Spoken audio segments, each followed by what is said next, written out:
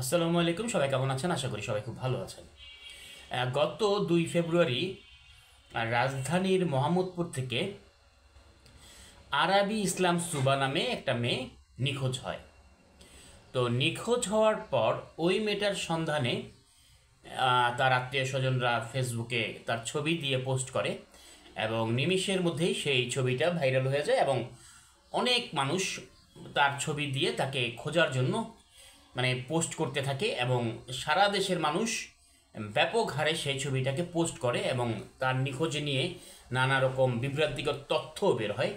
তো এর মধ্যে আবার একটা বস্তাবন্দি একটা লাশের ভিডিও ভাইরাল হয়। অনেকে বলে যে মোহাম্মদপুর থেকে যে মেয়েটা হারিয়ে গিয়েছে সুবা, এটা হয়তো তার লাশ। তো এই ঘটনার পর পুলিশ নড়ে চড়ে বসে এবং পুলিশ রাজধানীর বেশ কিছু সিসিটিভি সে কালেক্ট করে। তো সিসিটিভি ফুটেজ কালেক্ট করার পর দেখা যায় ওই আরাবি ইসলাম সুবা যে মেয়েটা, ওর মাত্র বয়স হচ্ছে 11 বছর, ষষ্ঠ শ্রেণীতে পড়ে, সেই মেয়েটা একটা সিসি ফুটেজে দেখা যায় যে সে মোহাম্মদপুর মোহাম্মদপুর কৃষি মার্কেটের ওইখানে যে সীমান্ত স্কোয়ার মার্কেট আছে, তো ওইখানে টোকি স্কোয়ার মার্কেট, ওই মার্কেটের ওইখানে সে তার ফুফাতো ভাইয়ের সাথে, ছোট ফুফাতো ভাইয়ের সাথে ছিল এবং তাদের সাথে অপরিচিত আরেকটা ছেলে তাদের সাথে ছিল যখন সে হারিয়ে যায়।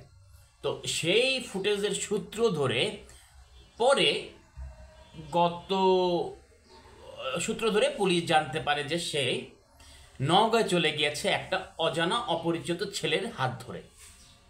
এবং পুলিশ গতকালকে বিভিন্ন নাটকীয়তার মধ্যে ওই মেয়েটাকে একটা যুবকের সাথে উদ্ধার করে এবং সেই যুবকের নাম হচ্ছে মবিন এবং ওই ছেলের সাথে এই অপ্রাপ্তবয়স্ক একটা কিশোরী মেয়ে, 11 বছরের একটা মেয়ে, ওই ছেলের সাথে সে ভেগে যায় বা চলে যায়। তো সবচেয়ে বড় কথা হচ্ছে যে এই মেয়েটা এভাবে পালিয়ে যে পুরো জাতিকে বিভ্রান্তিতে ফেলেছে এবং তার বয়সী বা কি, সে একজন শিশু। তো সে ওই ছেলের সাথে পালিয়ে গিয়েছে। পালিয়ে যাওয়ার পর সে সংবাদকর্মীদের কাছে হাসতে হাসতে সে বলছে যে তার ভালো লাগে নাই, বাসায় তার ভালো লাগে নাই, তাই সে এই ছেলের সাথে চলে আসছে এবং এই ছেলের সাথে নাকি তার টিকটকে পরিচয় হয়েছে এবং টিকটকে পরিচয় থেকে সে তার সাথে নিয়মিত কথা বলতো এবং কথা বলার এক পর্যায়ে সে এই ছেলের হাত ধরে চলে আসছে।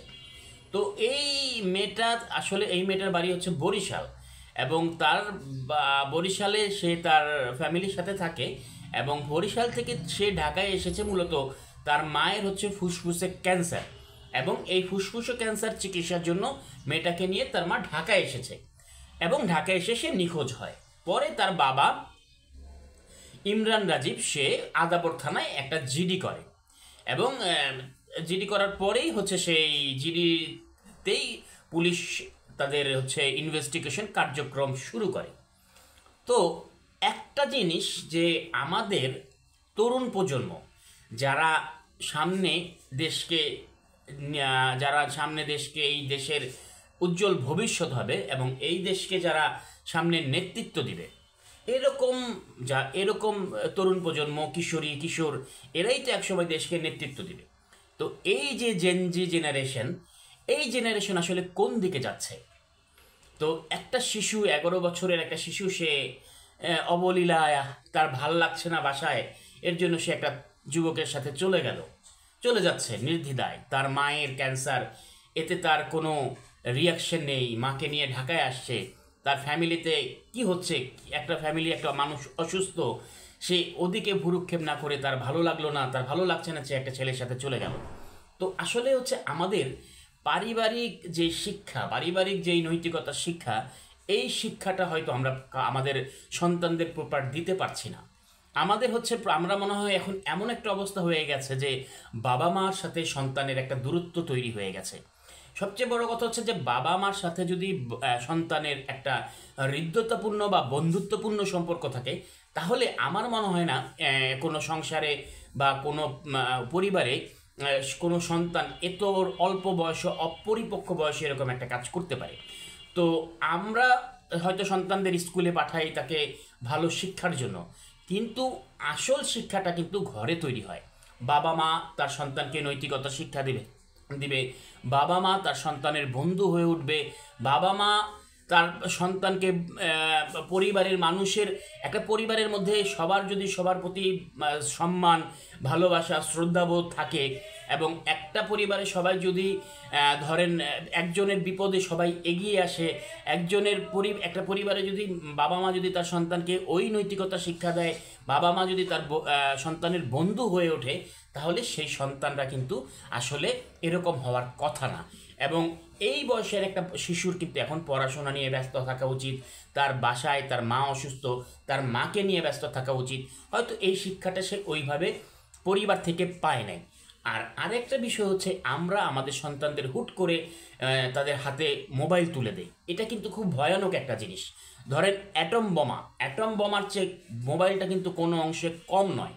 কারণ এই মোবাইলের কারণে সে টিকটক ইউজ করেছে, টিকটকের মাধ্যমে তার ওই ছেলেটার সাথে পরিচয় হয়েছে। নট অনলি টিকটক, এই অপরিপক্ক ছেলেপেলেদের হাতে আপনি যখন একটা ডিভাইস তুলে দিচ্ছেন, যখন একটা ফোন তুলে দিচ্ছেন, তখন সে বিভিন্ন অ্যাপস ইউজ করছে, বিভিন্ন ওয়েবসাইটে যাচ্ছে, বিভিন্ন খারাপ কিছুতে সে ইনভলভ হয়ে যাচ্ছে, এবং আপনি ভাবতেও পারবেন না এই অ্যাডিকশন তাকে কোন পর্যন্ত নিয়ে যায়। ইভেন এই অ্যাডিকশন তাকে মানুষ হত্যাকারী পর্যন্ত করে ফেলতে পারে।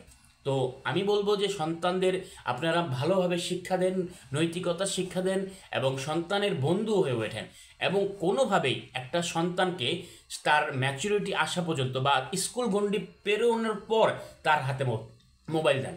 এবং মোবাইলটাকে ইউজ করার জন্য যে মানসিকতা দরকার, মোবাইলটাকে ভালোভাবে ইউজ করার জন্য যে মেন্টালি রিচ দরকার, যে মেন্টালি পরিপক্কতা দরকার, বা সে মোবাইলটাকে ঠিক মতো ইউজ করবে, তার পড়াশোনার কাজে, তার যোগাযোগের কাজে ভালোভাবে ইউজ করবে, ওই রকম মানসিকতা তাকে তৈরি করে তারপরে তার হাতে আপনি মোবাইল দেন। ধন্যবাদ। আজকের মতো এই পর্যন্ত। সবাই ভালো থাকবেন। আসসালামু আলাইকুম।